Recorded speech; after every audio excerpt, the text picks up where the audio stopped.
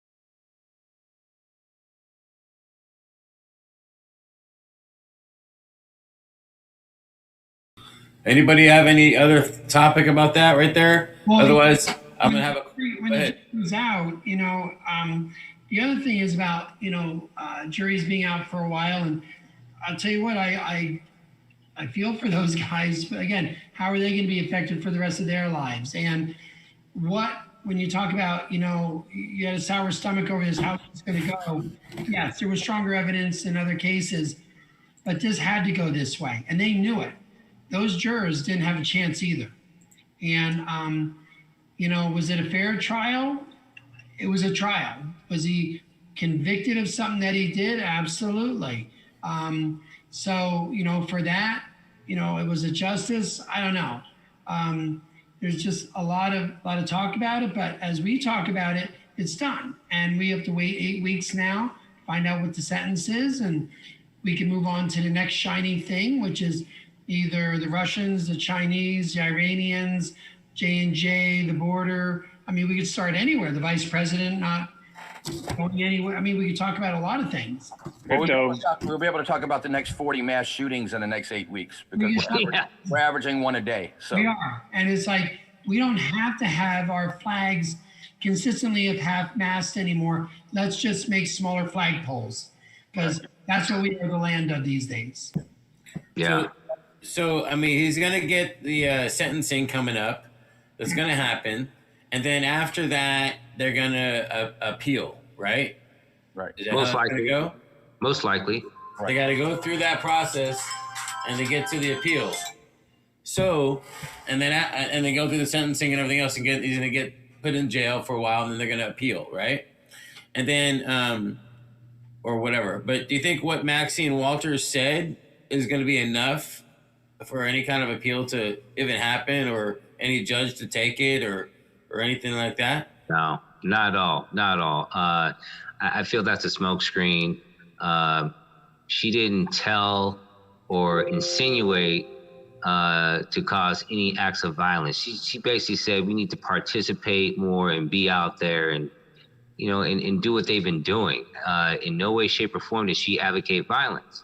At this point, as far as the trial is concerned, yeah, he's going to appeal. He's going to try to do what he can to get a lighter sentence. But at the end of the day, that man had a fair trial.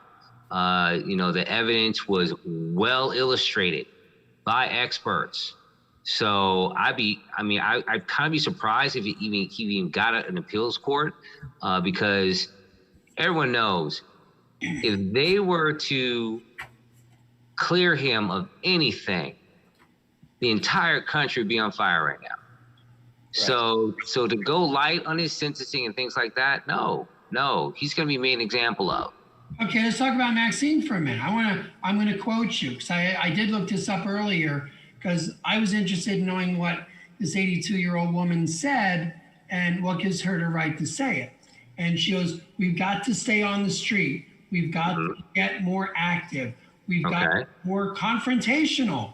We've got to make sure that they know we mean business." Yes. So where does she say? Where is the act of violence in that? Yeah, you got to be more confrontational, meaning you got to be vocal. We got to keep doing what we're doing. We got to keep in those streets marching. We got to keep vocal and yelling and screaming like they've been doing. Where does it say in that where it says we're going to shoot police and burn down buildings, et cetera, et cetera? Where does it say that? Hey, if I tell you I'm going to be controversial, if I tell you I'm going to take to the streets, I'm going to do an action that lets you know I mean business. Yeah. And again, I would think you would feel threatened by that. No, white people will feel threatened by that, okay? White people. Because white people for a long, long time have been doing a lot of bullshit. And now it's coming back to haunt them. So when you hear anything that may press a button on that anxiety, that thing in the back of your head that says, oh, these black folks are gonna act up. Yeah, you're gonna be a little edgy. But nothing in that statement said, hey, acts of violence, let's tear shit up. It didn't say that at all. Oh, she didn't. Okay. She didn't say that at all. And again, I'm not taking a side. I'm just saying, I know as a person, when I hear that, and you can tell that to the masses, and you're going to have some dipshit who's listening to that go do something, like when Trump was acting out. Yeah, boom, right there. Stevie, let me stop you right there. That's a great example. What Trump said. Let's go to the day of the insurrection where Trump stood out there with his son and his other idiots and listen to the exact words he said that incited those folks to rush the Capitol versus what Maxine Waters said. It is completely different. It's one and the same. How's it one the same? Explain. They actually said fight. They actually said march there and fight. Okay. So they use the word fight, which is more aggressive than confrontation. Confrontation can just be standing across from the white guy with the AK, the AR-15, which is what I believe Maxine is saying. Maxine's the one that said you might want to punch somebody at the restaurant. I agree. I'm all for punching people. So I totally agree with her, because white people have punched the shit out of black people for 400 years. So, I'll say this, and I've written a blog on this and I'll post it later, is that is the number one white people's fear, is that black people and brown people will get in power and they will do to us what we did to them. That is what drives all of this fear. For people who want to get involved, get involved. You want to be powerful, you go ahead and do it. You have something I believe in, I'll do it for you. I'm cool with all that. I don't care. It is what it is. But when you're talking to a lot of people, you're always going to have it taken out of context. I don't care if you're pink, purple, white, brown. I don't care. It's going to be taken out of context. And all it takes is one idiot to grab a gun or to flame torch a business and incite a mass amount of people to do silly things again. So we don't. Right, but why are we picking on Maxine about this when this has been the Republican playbook for the last 4 years? This is exactly what the Republicans have done in a much more extreme fashion, and they actually incited people to do mass shootings, pipe bombs, attacks. We saw at the actual Trump Klan meetings, white people punch black people leaving the meetings. So for now, do I think Maxine should have kept her mouth shut? Probably, because she's a politician in a position of power. But here's what we're missing. The jury was sequestered. They should not have ever heard what she said. They're told not to watch the news. They're not allowed to read the newspapers. So there is no way, unless they violated those rules, that they heard what she said. That's why Biden didn't comment on it till it was over, because he didn't want it to, but they were sequestered. So they should have never heard that. Maxine probably should have kept their mouth shut, but hey, we've got to have somebody on our side that's advocating all-out war and shooting people in the face, because the Republicans have half of their side does that on a daily basis. So two wrongs don't make a right, and it's got to stop. It's got to stop. We'll stop when they stop. How about that? I'll stop killing them when they stop killing us. How about we find a middle ground in this country and just start nice. Stevie, those days are over, man. The days of we shall overcome and let's hold hands and walk over the bridge. Those days are over, man. It's about Malcolm X, by any means necessary. Yeah. So many. Okay, look, Stevie. Let me come over there. Justice, no peace. Stevie. Let me come over there and keep punching you in the face for days. Right? I'm gonna punch you in the face for days. And then when you punch me back, I'm gonna call you violent. Right. Okay. That's what it is. Right. It's not a fight till I hit you back.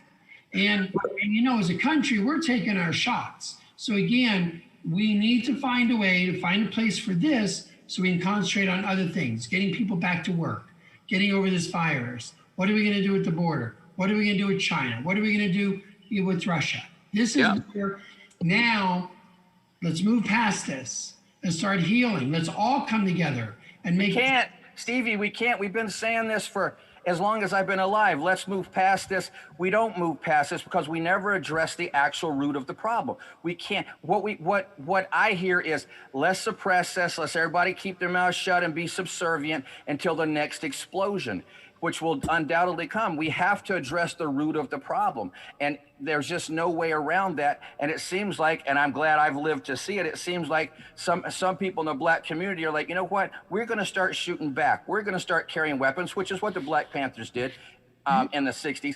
But because y'all aren't going to listen, Kyle Rittenhauser is walking free. And he walked around with an AR-15 and shot people in the street, and we got it on film.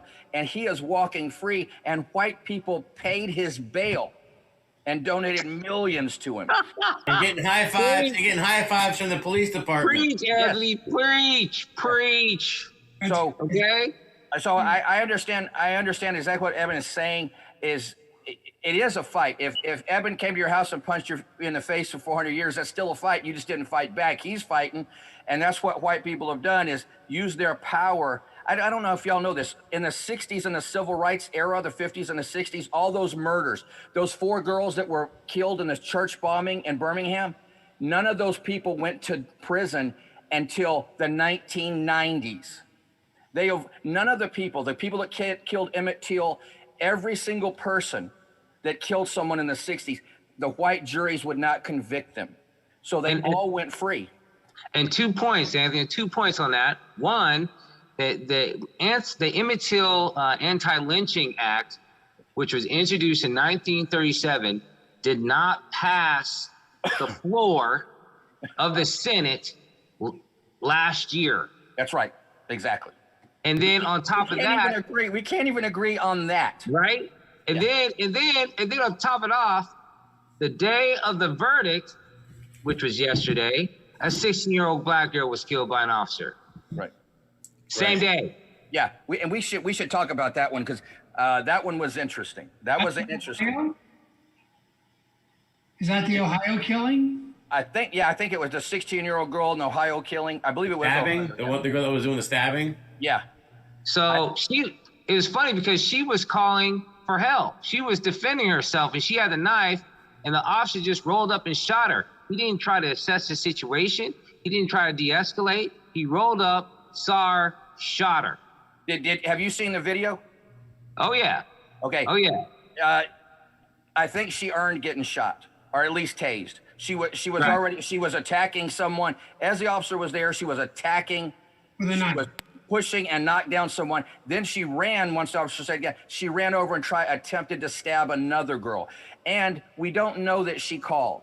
I don't think they've established who made the phone call yet. I keep waiting to hear about that. My only question is, could he have tased her? Maybe he could have tased her. That's my only question. But Paper, rock, scissors. Paper, rock, scissors. Come on. We know that with a gun, if they call in, they go, somebody's got a knife and they're stabbing people, that's what they know on the call, right? Right. So they're reacting to what they know on the call. Right. Right. But It's what they say all the time. But what about that video? What about that video in Minnesota where they had the 61-year-old man in the truck, and he was ramming police cars and police cars and everything, rode off with a cop hanging on, and then the cop took a hammer to the face. Right. What about that? Right. Exactly. And that goes. And he lived to tell the young- story. Yeah, that goes to the young man that was shot when the lady was screaming, "Taser, taser." Right. Right. I watched. And that. she had all the time in the world to grab her taser. Right. Yeah, but She was behind 2 other cops. the 16-year-old. What could have been done differently in the case of the 16-year-old? What could have been done differently, Eben or Stevie? And LeBron came out and he tweeted, now, is this right or wrong? That LeBron James, an athlete, gets involved and says, you're next. He tweeted that to the officer. You're next. Right. And then, because he got such a reaction, he actually pulled it down and wrote something differently. But that's what he saw. You're next. Yeah. I don't see or hear color in that. I just feel that's a threat. That's not a threat. He's saying you're going to court. You're going to trial. That's what he's saying. Okay, then complete the sentence. Oh my God. You leave that up to me to decide example of- how to complete the sentence. You are the perfect example of what I'm talking about, Stevie. It's all about, it's how can I put this? It's based on fear. You're scared of every reaction that a black person says Absolutely. in regards to these Wait. situations. Stop right there. Well, Look what you just said. Look what you just said. I'm just telling you, you're saying black. I'm saying I'm afraid of those words. I don't care what color you are. I've been there. I've been threatened. I know what that feels like. And it wasn't because it was a racial situation. So you kill somebody in the line of duty, and then you've been in this situation. I'm telling you that I don't see color when I read those words. That's what I'm telling you. Well, you're hypersensitive to like the little inclination of violence. All right. It's silly. All You're right. not. Yeah, and here's what I would say to that is I feel like Stevie and a lot of white people is history goes back till 3 minutes ago. You have to consider the history of what's being done. So the history is white people make these threats and follow through on them. Name the last time a black person killed a bunch of white people. I cannot. Okay. I cannot. In my world, number one, I don't make those threats. And number two, when I was a little kid, I was an inner city kid. So I know what that feels like. And the other thing is, again, when I hear that from an athlete, what is LeBron's position as an athlete, an entertainer, to say something like to leave it open-ended? Because he's an American who authored 3 books, who made millions of dollars. I'm a lot more than a comic. So don't take a shot at me at a comic. You punch a clock. That's what I always tell them. Go punch your clock and turn your wrench and shut the fuck up. Because I'm a lot more than a comic. And LeBron James is an unbelievable human being. To do what he's done and the pressure he's done since he was a sophomore in high school is probably the greatest transformation of a kid from the wrong side of the tracks becoming a global conglomerate. He has numerous businesses. He's opened schools. He has the right to say whatever he wants to say. If he's an athlete, if he's the 8th bench warmer on the junior high basketball team, he has the right to say whatever the hell he wants to say. Being that he is maybe the greatest basketball player that ever played, he has parlayed that into billions and employed numerous people and helped society. I take what he says more than I would take 99% of politicians, because they haven't done 1/10 of the shit he has done. Compared to politicians, I agree with that. But he's an entertainer, and he's done great things. Again, no one's going to deny all the great things he did. Not going to deny, but again, he's an entertainer.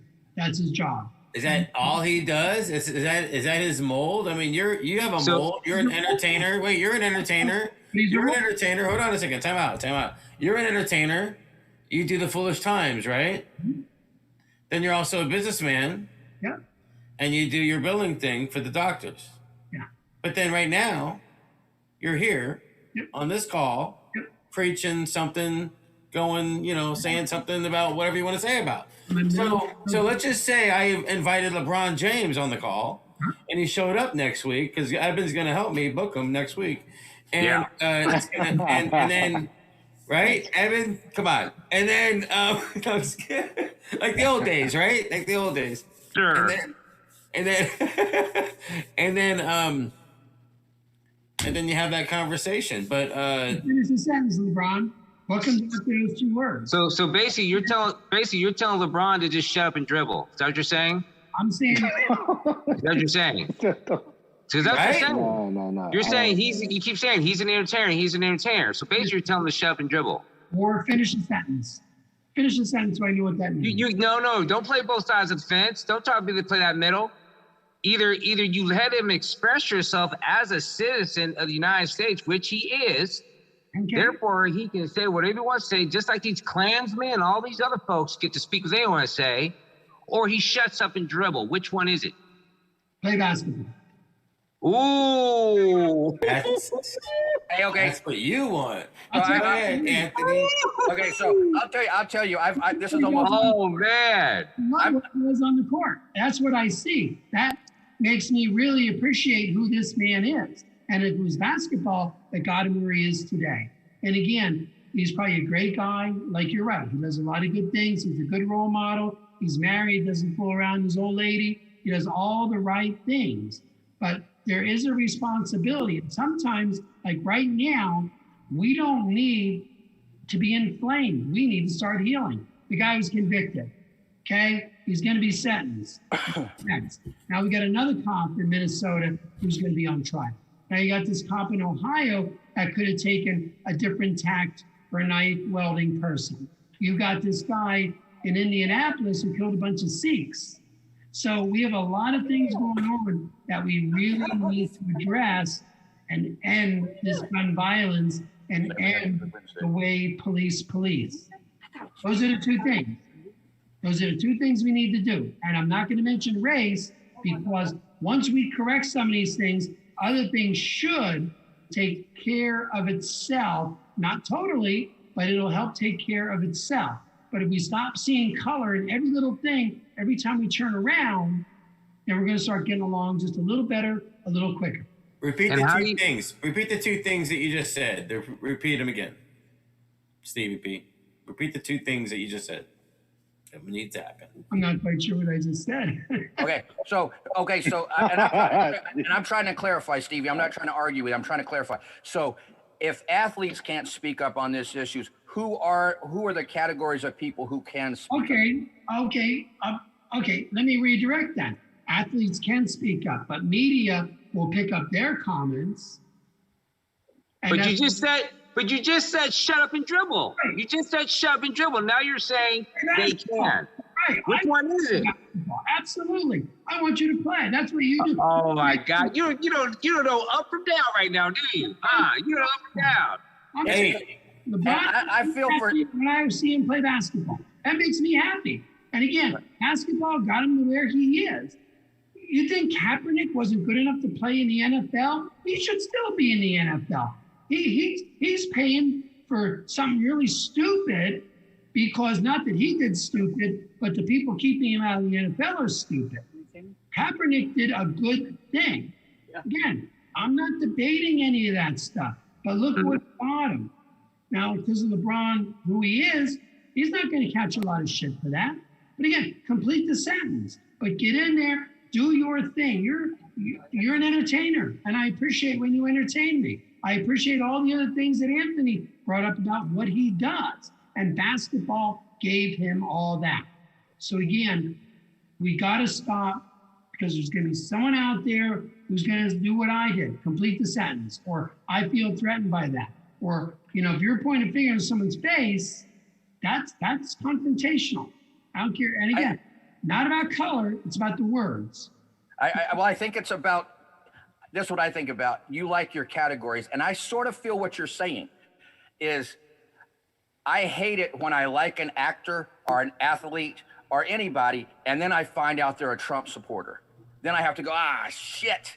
I got to stop watching their movies. You know what I mean? It screws with but that's the reality of the situation. Kareem Abdul-Jabbar, Muhammad Ali, all these people were speaking up in the 60s, Jackie Robinson in the 40s and the 30s. I think LeBron has a platform because he is maybe the greatest athlete in the world. I think that Bill Gates has a platform because go ahead.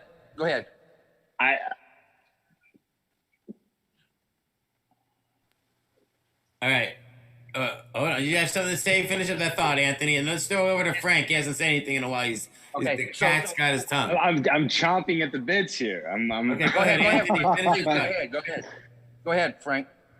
No, I mean, I'll let you finish first because I wanted to hear what you had to say about where you were headed at. Because these people have earned the right because they're the greatest at their. We hear from Bill Gates because he's the richest man in the world, because he has changed society. We hear from LeBron because he's the greatest at what he does.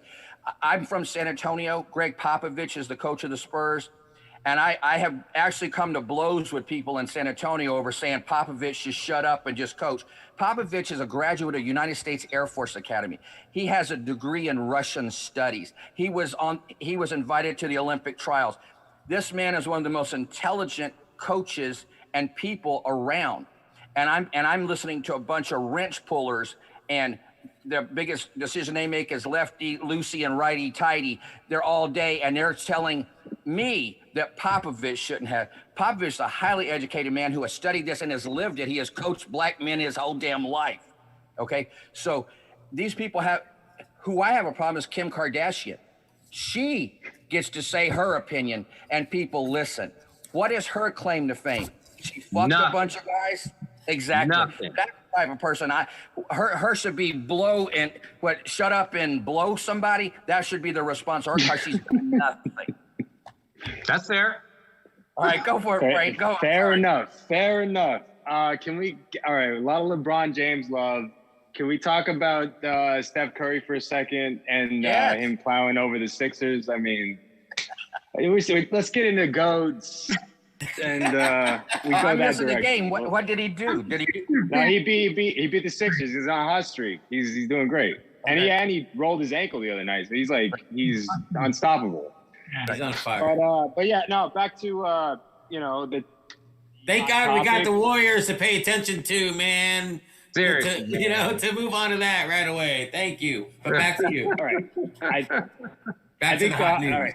The hot potato. I think not only is this like a testament to like the accountability age, right? I mean, everybody's got cameras these days. This whole thing stems from someone who documented the incident. Someone had a camera on the cop while he had his knee on it, and it created this. I mean, really, if it wasn't for that, this could have gone under the radar and become like nothing, Yeah. It would have just been another incident and we would have went on with our lives and no one would have known about it. But the fact that there's this level of accountability on everyone, and not only just cops, but citizens too. I mean, there's a lot of surveillance and stuff going on that, and it's just the times that we live in. But I think it'll be a testament to the power of the media ultimately too, because there was no way this jury was gonna not deliberate on a level that I think ultimately they just wanted peace. They didn't want, no one wanted cities burned to the ground. And, let's hope that that rhetoric, that appeal to people's sensibilities continues to Joe Schmo or any incident that happens on from here on out, right? But am I making sense, or is you're okay? All right, absolutely. Other juries have most other juries have said, screw the public and burning down anything. We're going to find in favor of the cops. So when people say they felt like this jury had to, no, they didn't, because we don't know who's on the jury. I actually just wrote a script where we found out who was on the jury and we killed the people on the jury that voted against something. Okay, because that doesn't happen in real life, because we never know who voted which way on a jury, much less who's on the jury. So it is not beyond a white person at all to go, hey, I'm going to throw a monkey wrench in this whole thing. I want the black people to burn the cities down because it paints them in a bad light again. So I fully expected a white person on that jury to say, watch me, I'm going to throw a monkey wrench in this, and they're going to burn down more cities. They haven't burnt down any cities. I shouldn't even say that, but they should. But that would have really created mass chaos, and then everybody could say, look at them, they're crazy, they're a bunch of animals, which is white people's favorite things to say. Well, yeah, I think the back to the whole Maxine deal, what she said and how the nation reacted was really the nation, the red people, pushing a big Karen button and going nuts for a little bit to do something, to say something, to have some kind of protest, because they don't have much else to go with but that, if they're going to protest that. And that's all they got. So I'm glad that that's finished. The question I have though is, so this is what everybody on the news in the last 24 hours are like, what's next? What's next? What's going to happen next? Number one, what's going to happen next with the other three cops that were on his back? How fast are they going to fall down the dominoes? They're going to fall down, right? Another thing is marijuana. Remember marijuana? I know you remember marijuana. Slowly. I want to give them a sponsor. I want a marijuana sponsor. Anyway, so 420, by the way. Right? The high holiday yesterday. It was a great day, right? So many people were celebrating for so many reasons. I feel like you haven't stopped for the last. You're a little throwing me cheerful off. today. You're I'm throwing me off. kidding. I'm You're kidding. throwing me off. You're throwing me off. It's not easy. It's easy to throw me off like this. Okay, so listen. So the thing is, you know, the anniversary of the Rodney King trial is coming up, right? Of what happened back then and all the crazy that everybody's feared, you know, and discussed. And wait, don't turn your camera off.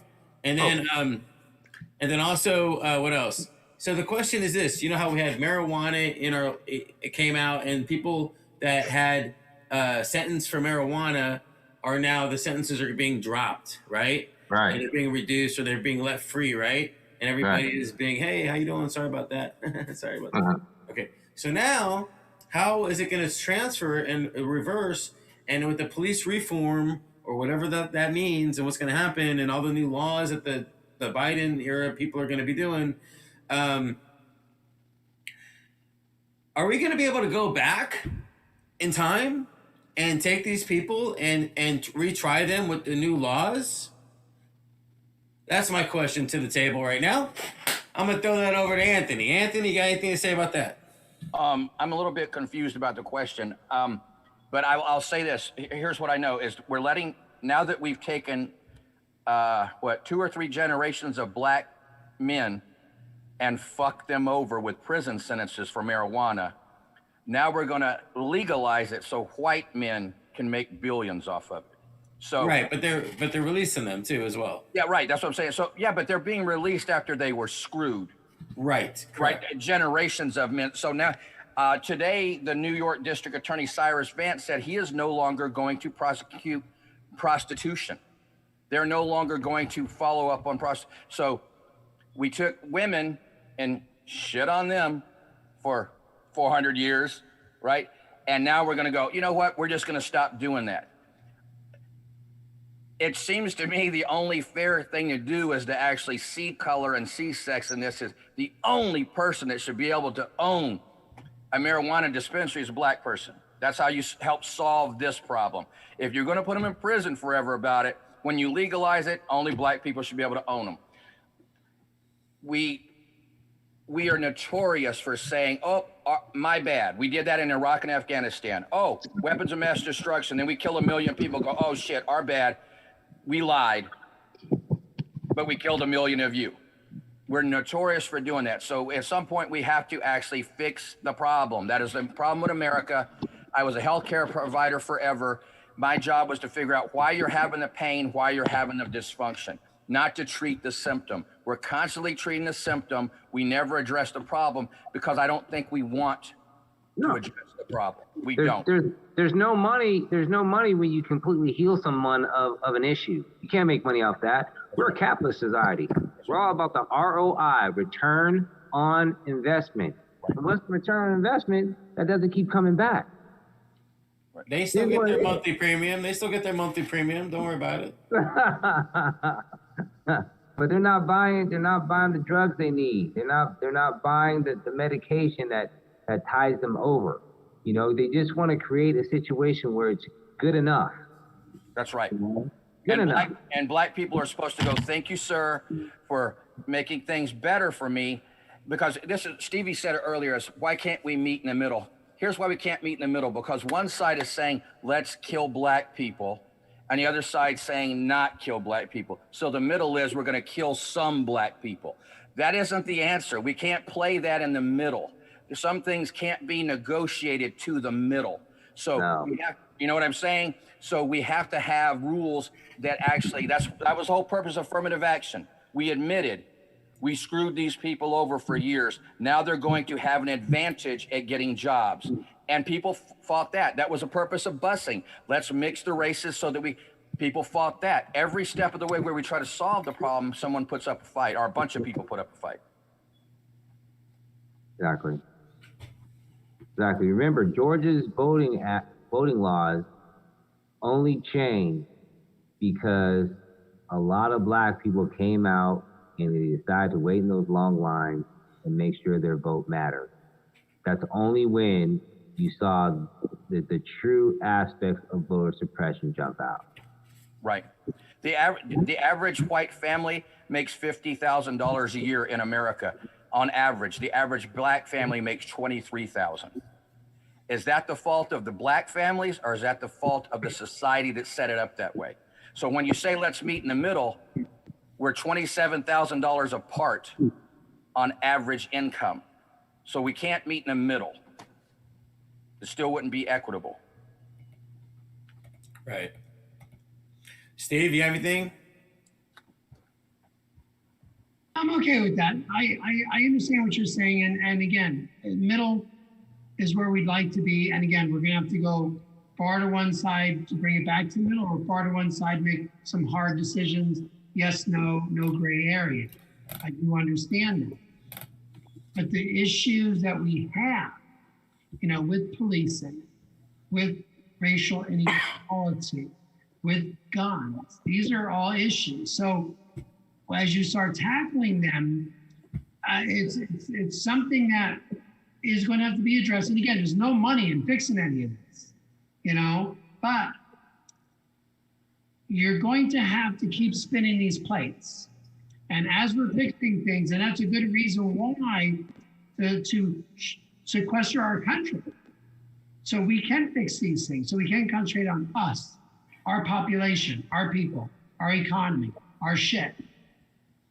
But the world doesn't work that way anymore, because we get sucked in all sort of crap for democracy or for whatever we believe in, or we want their oil, or we're invested in their banks, or their banks owe us, whatever it is. So, you know, it's going to be very difficult to tackle these things, because if you do them individually, it's never going to happen. You know, they all kind of come from the same root, but we got to stop the hate. We got to start educating. We all got to start giving each other opportunities. So when you talk about disparity in income, you know, that's probably very true. And women could also be included in that, the way they're treated. So how do we fix that? I mean, I hire people, you know, and we pay them a fair wage, and we treat them very, very nice, really nice. Buy them lunch, got beer, it's all good. But you treat people nice and they come back, they perform, you get to know them. And everybody doesn't have to always be on the same page, but there's respect, and no one's hurting each other. And that's why we run our shit. So could we pay black families that are below $50,000 a year? Could the government chip in the other $23,000 a year? Would white people be willing to do that so that we raise their standard of living to the average? Well, you know what? I'm against that. I'm about providing pathways for everybody to achieve success. Now, when it comes to the black community, yeah, they've been shortchanged. I mean, they're still practicing, redlining when it comes to real estate. They're still practicing these old methods of racism. So until that's tackled, you can't really even talk about meeting in the middle. It's about creating a platform, an equal ground, to where someone who could work themselves up on a fair playing field. That's what it's about. It goes beyond racism. It's really about socialism. Socialism being muddled. Everyone needs a fair playing field, and that hasn't happened in years. I know some poor white people, so it's really about poverty overall. Yes. So until the have-nots start being able to get to that point where they can have things and work towards things without being knocked down, that's where it all starts. Opportunity for everybody. Agreed. Dogecoin. Shout out. Nice. Overnight millionaires this week. They shot up 400%. If you invested $1,000 or $700 in January, you would have like 40K right now in Dogecoin that you could. I'm just saying that's my. No, and you're right. And probably 3 months from now, that $700 you invested would be worth $200. That's exactly how the market works. So no, exactly. It's about when you get in, when you get out. That's exactly. That's the old, yeah. And I often said this. My college was paid for by the military once I got out. But that doesn't mean you get to go to college, because you have to be able to provide a place to live and have the money to survive while you go to college.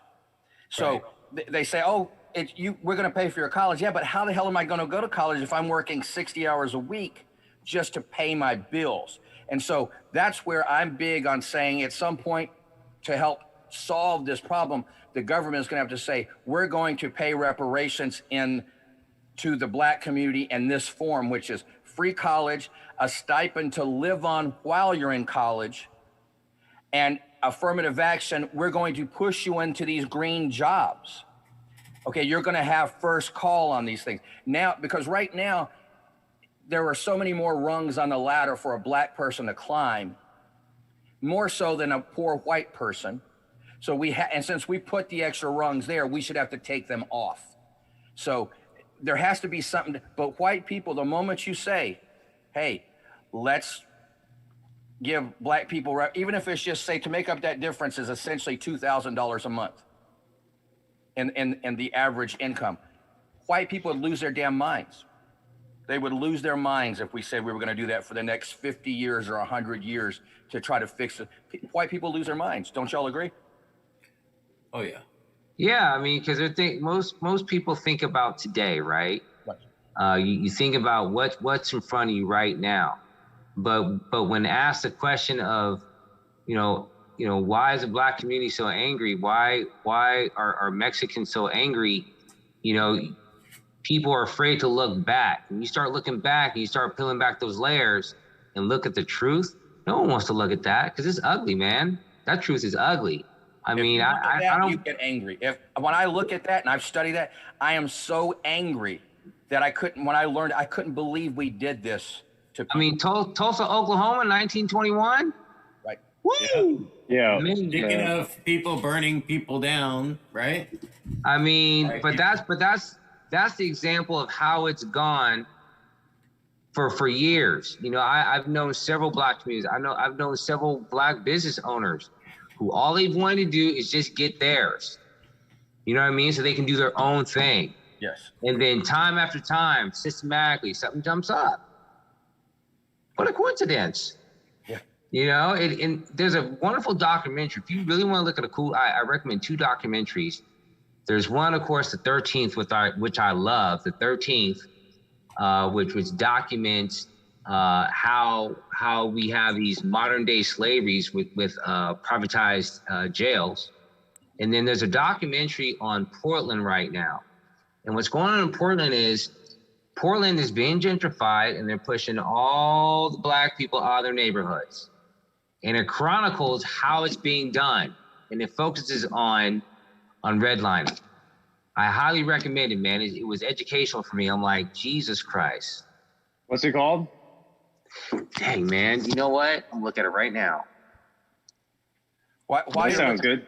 While you're looking up, when I did rehab early in the 80s, in the late 80s, and to show you how devious white people can be, I had a patient. Y'all know the Green Mile, the Black guy from the Green Mile? That patient looked like him. He came in and had his shoulder repaired surgically. He was so strong even after the surgery, he could lift the total amount on each machine, right? One of the most wonderful human beings I'd ever met. So I get to talk to him because he worked for a waste management company, and he started telling me that for years, he had his own trash service out in the country where he lived. And what happened is this waste management company came in, offered to buy his company. He said, I don't want to do that. My family works there. So they said, fine. They then went and tried to steal his customers, but his customers wouldn't go with the big company because they were attached to him. They loved him. So what they did is they lobbied to change the legislation so that any trash truck you use could not be older than 7 years old. The trash truck he was using was 30 years old. So they ran him out of business, and that's why he was working for the guy that tried to steal his company away. Wow. That's how evil. Crazy. That's really shitty.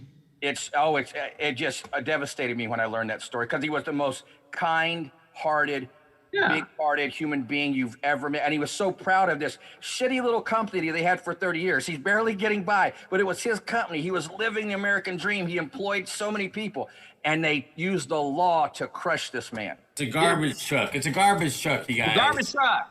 Garbage truck. Where the how they get the garbage gets to the garbage fucking dump. So, right? hey, so the name of the documentary about Portland is Priced Out. You can check it out on YouTube, actually. Priced Out. Okay. Nice. So, I'm writing it down.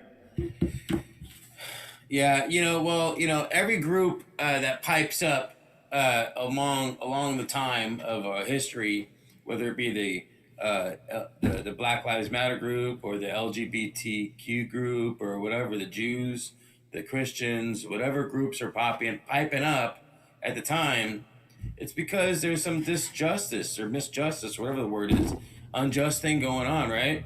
And we need to fix it. And they're piping up because it needs to be addressed and fixed. And throughout the news that I've seen recently is that over the many, many years, every time people have piped up, it has gone on deaf ears, right? For deaf ears for so long. And that's what's going on. And now we're now finally it feels like we, the people, are being heard just for a moment. And so when I saw on the news today that they're talking about the one gentleman, one of the attorneys brought up the term accountability. They were like, they got justice or accountability? And the guy said accountability. And for this one moment, right, this one incident, we got some accountable action from the jury of peers versus what the jury of peers were back when Rodney King had his trial, and or what happened there with those officers, that got let go. And that's my question is back to that is like, are we going to go back in time now and go after these guys that have broken the law and killed people? Are we going to go back and do what's right for the people against these people that are running the free because they got away with it? They got away with it because the law fit that narrative at the time for the police department. CNN had a special. Did anybody see it this weekend on Beulah May from Mobile, Alabama? They lynched her son in Mobile, Alabama in 1983, I believe it was. They lynched her son, and an all-white jury for the first time convicted the person that lynched him. But Beulah May wasn't done with their ass. Morris Dees with the Southern Poverty Law Center, who I was lucky enough to work with when I was in college, they sued the KKK, and they won in a civil lawsuit, and the KKK had to turn over the keys to their building to Beulah May. wow. So Nice. she Oh actually my took their shit. Yeah, it was a great 3-part series on CNN this weekend. It was fantastic to watch that show. Wow. There's reparations for you. That's Now- reparations. Now let's talk about the 27 million for a second. The 27 million the family got, and then like I saw the witness, one of the witnesses today. Jay's the like, MMA fighter. Jay's like, do they have life insurance yet? Or... I'm messing around. All right, sponsored by J. Cohen Insurance Services, California. See me, all right? Okay, all right. Evan, statewide, buddy, statewide. Okay. Where was I going with this? Yeah, I mean, I wish that they would go after these guys because all the laws are going to change. What do you guys think about that? You're going to go back and go after these guys and. They go after us. We paid that. We pay the 27 million, not the cop. Right. The taxpayer pays it. Yeah. So That's my point. So the witnesses that stepped forward and saw this trial and they're traumatized for life. I posted something out there about, should they get some kind of, should there be anything for this what happened, what they had to witness, and then how brave they were to step forward and come forth for our nation to help make it better. And so should some of that 27 million go to help these witnesses out? Should No. some of that tax money pay or go to? Well, actually, no, the 27 million should come from the police unions. That's where it should come from. That's right. Because Take it out of their pension. Their if pension. they're so, yeah, their pension. I mean, if they're so quick to defend these officers, great. Put your money where your mouth is. Exactly. It's like playing poker. It's like put your chips in. You know, it should come from them, not taxpayers. And believe me, those police unions, they got the chips. Trust me, they got the chips. I bet you those unions would tighten up in a minute if they know the penalty would be they'd have to come up with 27 million. Yeah. Anthony brought that up before. Yeah, we agree. And that's such a white I'm going to jump off on the traumatized thing. I'm so fucking tired of hearing people whine about their trauma. I'm tired of hearing veterans with the PTSD bullshit. I'm tired of it's such a white thing. Those black people who live in that neighborhood, this ain't the first time they've seen this shit. They see this shit all the time. Okay? When you live in those conditions, and I used to practice basketball in the projects with the guys because I was a star basketball player. It is a everyday thing. Gunshots go off every day. People are wrestled to the ground and the shit beat out of them by cops every day. This is like living in a war zone, okay, in America. So if we're going to pay soldiers who volunteer to kill innocent people in foreign lands PTSD money, let's pay the people that live in these projects and these low income settings. This is an everyday thing for them. That girl to stand there, that was a teenager that filmed that. For her to stand there and film that, unbelievable courage, because it would not have surprised me at all for a cop to put a bullet in her head while she was filming it. Okay? Take her phone away. Yes. Right. Yes, at the very least, take the phone away. I just saw the video where a white cop went on someone's porch and took their phone away. You'd have had to shoot my ass. I would have killed his ass right then. I would have done everything in my power to kill his ass. You're not going to come over here and tell me shit in my house. That's not going to happen. So, but I'm tired of the trauma shit. Everybody's traumatized. If you ain't been traumatized, you ain't living. So shut up with the whining about the trauma and quit warning me that what your video you're about to show is people are playing games where we're cutting people's heads off and there's blood. Shut up about all that shit. I'm tired of that. Well, I appreciate my therapy session here today with right now, and Anthony, I'll be calling you offline. Okay, all right, buddy. I know it says hardcore 5150, but I'm sorry. I got issues. I'll call you. Okay. So, yeah. I mean, what is next? What is next, you guys? That's what the next questions are. So, I mean, besides. Do you guys have anything to discuss right now, you guys? Evan? Frank, I want to ask Frank. He's younger. Frank, you're younger, right? How old are you? Not really. I'm about 30 now. 31. That's young as shit. I'm so sorry. That's young. I'm 55. I mean, is this traumatizing? Is this trauma thing real? This whole shit, is it real? Are you traumatized by watching this shit on TV? Are you traumatized? Oh, is that what people were saying? I mean, I don't know. I grew up watching a lot worse. I mean, do you guys remember? Yeah, I don't know. Like, I'm not traumatized. I'm traumatized by other things in life, but not videos on the internet. I'm not really, And would you be traumatized if you stood there and filmed George Floyd being killed? Would that be something that traumatized you? Is that the argument right now? Is like the people who shot it should have some sort of compensation? I don't know if like a lawyer's probably chomping at the bits to get their arms around that, right? I don't know. I'd leave it up to them. I don't know. My opinion is you're just doing a civic duty at that point. Like if you see somebody in the street, thank God someone was there to stand up and be courageous and do the right thing. Because otherwise, like I said, it could have just been under the radar. Evan, are you? Yeah. Yeah, Evan, are you traumatized? Nah. I'm cautious. I'm not traumatized. I'm just, real talk. I mean, this whole thing has kind of changed things for me a little bit where, you know, I'm not so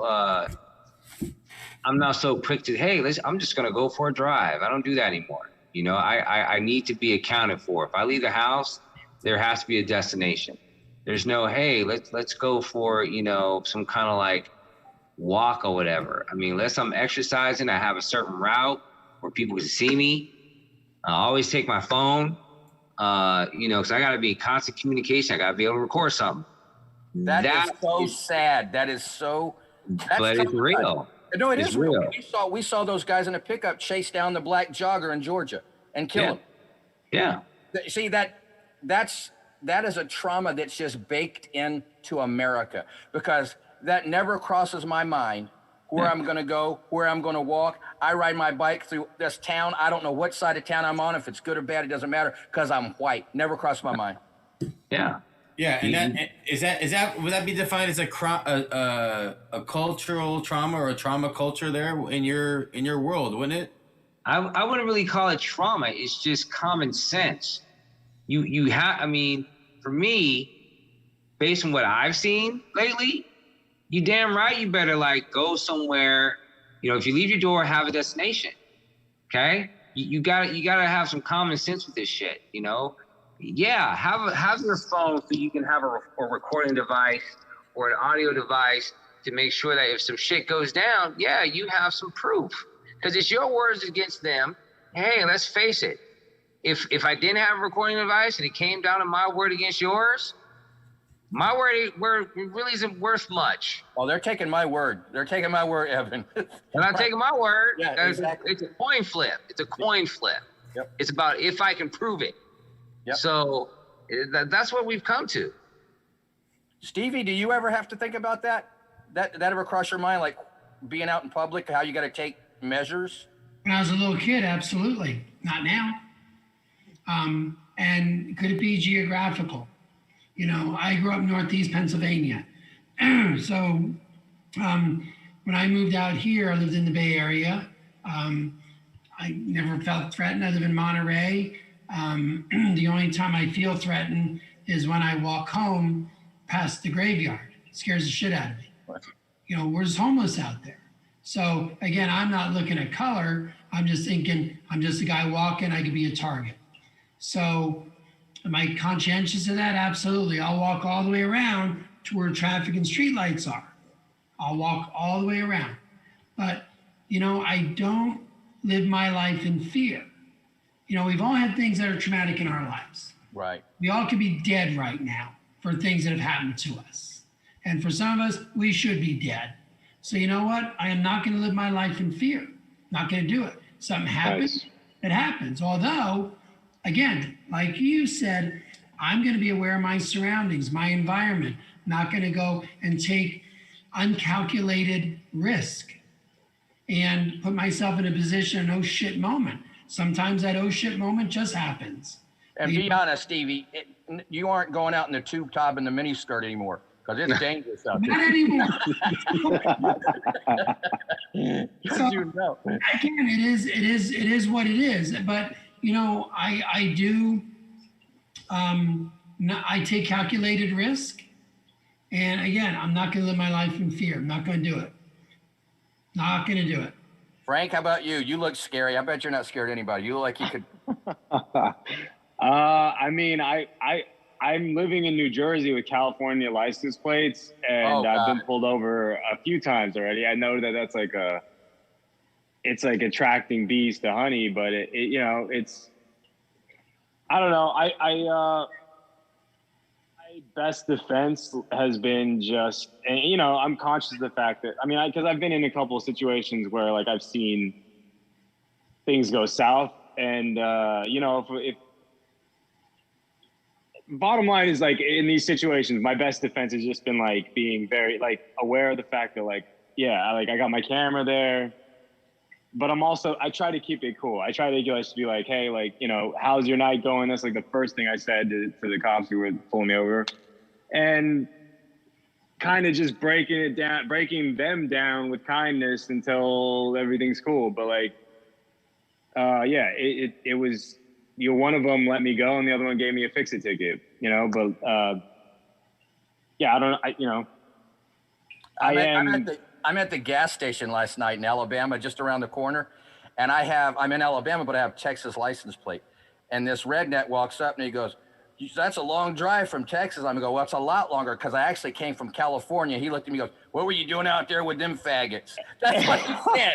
He immediately said that. And I was like, all of a sudden I hear the banjo playing. I'm like, oh shit, that's right. I'm in Alabama. Bama. Nice. I bet they got it. Yeah. Yeah, I remember as a young child traveling with my dad up and my family up to the coast from Florida up to New York, and I remember they always said, you know, make sure the car is all fixed up and everything. Right. Because we don't want to break down in the southern states. You know what I mean?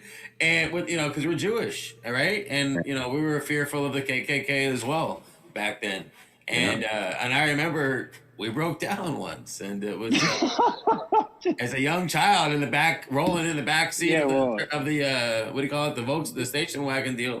I felt safe in there, but I didn't feel safe rolling around. But waiting for the car to get fixed. So that's when you change your last name. You pretend you're Goyim for the weekend or whatever. Yeah, right. Yeah. But I mean, just looking at you, they would never know that you were Jewish. They'd have to open the trunk and find all the gold coins. Then they were like, "Oh, you're Jewish." Right. Yeah. Yeah, just look at his mouth. He's going to the wrong dentist. Now forget about it. Right? And the fresh pastrami too. They found all that damn pastrami in the bag. Right? He's not one of us. Hey, so this has been a nice call, and so let's just wrap it up with history repeats itself, guys, and some time ago when Rodney King had his trial and when he got hurt, and then also there was a young lady named Latasha Harling. She was a 15-year-old girl, and she was holding on money to pay for some juice, and she was accused of stealing, and she was shot by the shop owner. The shop owner, kind of in this situation where the shop owner accused the dude of a $20 fake bill. The shop owner should have had a fucking marker that could mark the $20 bill. I mean, for God's sakes, that's the business they're in. You know what I mean? It's so simple. Yeah. They could have solved this from the beginning. And so back in the day, this girl got shot and she was clutching the money when they fucking opened her hand.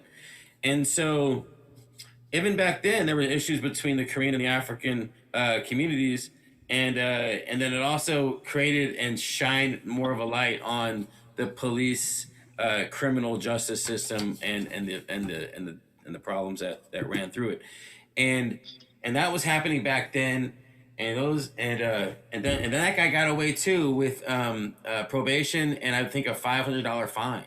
The shop owner that shot that girl, and so. People have been getting away with murder for a long time, and it's time that it come to an end, and it's on our watch. You know what I mean? I mean, we are the children, we are the people. We are the ones that make a better life for you and me, and it finally happened on our watch. You know what I mean? Like, okay, you know what I mean? Like, now what do we do, right? Everybody says, like, I know, like, some people in our community, some leaders are like, we still got work to do. Everybody says we got work to do. There's still more work to be done. Yeah. Those other cops, they gotta get gone, and then we gotta go back in time and we gotta fix right the wrongs, especially the ones in the recent 20, 30 or at least 2-3 decades. We gotta go back as long as we're marijuana laws. We gotta go back for these laws, and these laws are gonna change over the next few months. Hopefully, the Senate and the policymakers, and that's another thing. The legislation branches need to have respect for one another. They need to have mutual respect for one another, and for what's her name to go off the way she did showed no respect for the judicial branch, and she's in the legislative branch, and she needs to. And I know that we've had 4 years of a lack of respect of each branch. You know what I mean? But now we got to get back and thank God we're getting back to some kind of civility in our country. Well, And we are getting to be, more into the, we are becoming, or we are in, and we've been in, like I said before, in the accountability age for a while. So, with that said, it was a great show, gentlemen. Anybody else have anything to say? Otherwise, we'll move into overtime and we'll close this show out and we'll keep recording. You know, you missed those. You missed those shots on Melania Trump. Jay, don't act like you're happy she's out of the White House. Yeah. And then, I got a question. So, all right. So what you just said. Are you one of these people who wants complete police reformation along the lines of you should send guys out with a fly swatter and what I mean, take their guns away and just have them play patty cake with everybody out there? Is that what are you one of those people? All right. Oh, sorry, my bad. I'm just saying. All right, so that's a good question. I think that's something that we'll take to the after party. Okay, so, hey, all right, everybody, join us on thegreatinternetdebate.com and like us and subscribe to us and find us our information on the Foolish Times magazine. And Eben, Frank, Anthony, Jedi, Josh out there in Ohio. Thank you very much, gentlemen, and thank you everybody watching us in Twitch, YouTube, and Facebook. All right? All right. Yeah. All right. George Floyd, this one's for you, buddy. This one's for you. All right. I mean, this show was dedicated for you. I mean,